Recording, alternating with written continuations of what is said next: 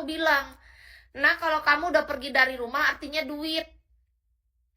Jangan biarkan orang lain membayarin kamu. Bapak mama tuh malu kalau kamu ikut nimbrung sementara kamu nggak ada duitnya. Pastikan yang penting pendidikan kalian sampai sarjana. Di rumah bisa makan walaupun cuma telur dibagi 4. Yang penting makan. Yang penting kenyang. Hidup. Digituin. Aku izin mau party nih, pesta sama temen. Nggak boleh. Nggak dikasih. Dengan alasan apa? Bikin malu. Kalau ngumpul sama orang malu. Masalahnya kita duitnya dari mana, Cok? Orang-orang sekali ngumpul mereka patungan nih di mata nih, ngelihat depan mata. Lihat bill. 30 juta. Satu orang ada yang patungan 2 juta, ada yang patungan 10 juta, ada yang 5 juta tergantung kemampuan. Terus kita patungan berapa aku tanya? Bagus aku pulang lah. Besok-besok aku nggak usah ikut. Karena apa? Dengan uang segitu aku bisa makan berbulan-bulan, Cok. Mending aku pergi ke pasar, noh. Bawa 500.000 bisa makan seminggu. Beli sayur, beli ikan, beli apa daging ayam, udang, bumbu, bawang. Itu pikirannya. Jadi orang-orang seringnya tuh ngejudge, menghakimi kita dan ngatain, dasar perempuan, sombong, songong, diajakin ngumpul gak mau, ngumpul doang. Nggak tahu diri lu, mentang-mentang lu jadi orang sekarang giliran udah kagak satu ke tempat kerja, kagak satu ke sekolahan, kagak mau ngumpul. Kagak pernah mikir orang. Dikiranya kita selama ini hidup, menyambung hidup gimana caranya. Kita setiap hari ini ya, memikir, memutar otak gimana caranya bisa menyambung hidup.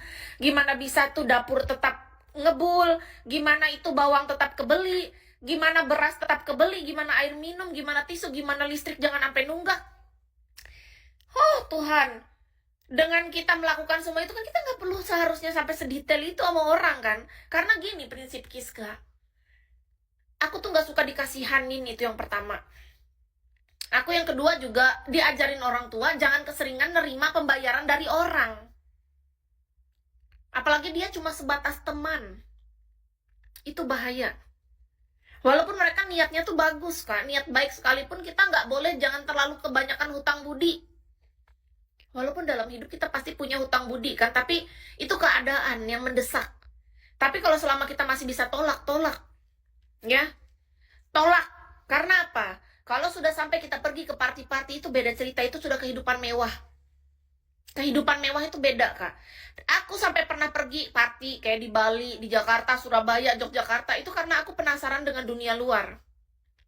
Dan jujur saja aku bersyukur diberikan Tuhan kesempatan pada masa itu aku pernah diberikan untuk masuk Golden List di Bigo. Menurut Kis, itu adalah cara Tuhan untuk membuka mataku agar aku sadar. Makanya aku dikasih kesempatan punya uang, punya kekuatan untuk aku bisa menjawab semua rasa penasaran aku. Jadi yang pertama, setidaknya aku nggak nyakitin orang tua aku, bahwa aku pergi aku masih ada modal. Itu yang pertama. Jadi nggak terlalu bikin orang tua aku malu. Karena aku dikasih modal dari Bigo kan. Setidaknya ada modal kita. Jadi kita nggak cuma duduk sebatang kara, semacam kayak batang pisang yang berharap untuk diangkut orang.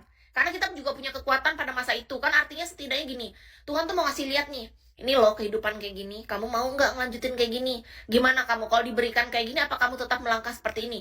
Nah, justru malah aku dapat jawaban, Kak. Setelah aku terjun ke dunia sana, itu memang tempatnya beda. Itu tempat orang kaya. Kenapa aku bilang kayak gini? Bukan berarti orang yang menengah ke bawah nggak boleh ya. Mungkin sesekali sebagai hiburan, no problem. Tapi ini artinya, kenapa aku bilang orang kaya? Ini masalah gaya hidup. Tolong digarisbawahi tentang gaya hidup. Gaya hidup artinya apa? Kita tuh sudah terbentuk dari gimana kita di keluarga, gimana selama ini circle kita. Gaya hidup kita apa sih? Kalau kita biasanya ngumpul sama teman-teman ya, yang penting rujakan. Ada buah lah, buah kita potong-potong sendiri, kita bikin rujak gitu, kita cocol pakai garam. Nah, itu gaya hidup kita gitu loh. Lalu ada orang yang seperti itu, iya itu kehidupan untuk orang misalnya nggak aja dia pengusaha, dia bisnis, orang miliarder, triliuner, ya wajar.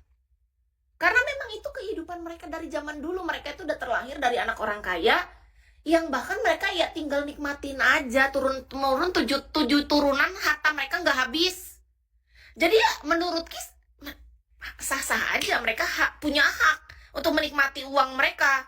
Lah kalau kita kalau ngikutin gaya hidup orang gak ada habisnya. Kalau sesekali lah kita kumpul menghargai undangan orang atau apa, ya itu pilihan lah menurut Kis. Karena ya mungkin ada momen dimana kita harus membangun hubungan atau relasi dengan orang lain, tapi bukan berarti gaya hidup seperti itu kita ikut-ikutan.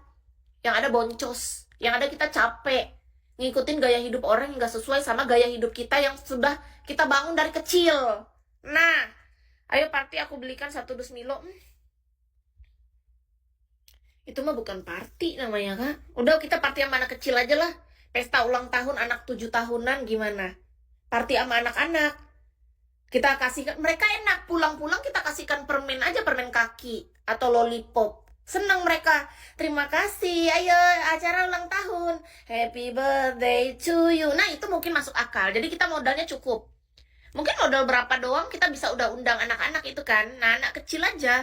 Kasihkan pulang permen kaki. Datang makan, kita kasihkan makanan apa? Hah? Kasihkan makan apa mereka datang? Pokoknya yang murah-murah. Itu masih termasuk, masih mungkin kalau party yang kayak gitu. Pulang-pulang kata kakak kasihkan Milo. Ya kan ini masih mending. Kalau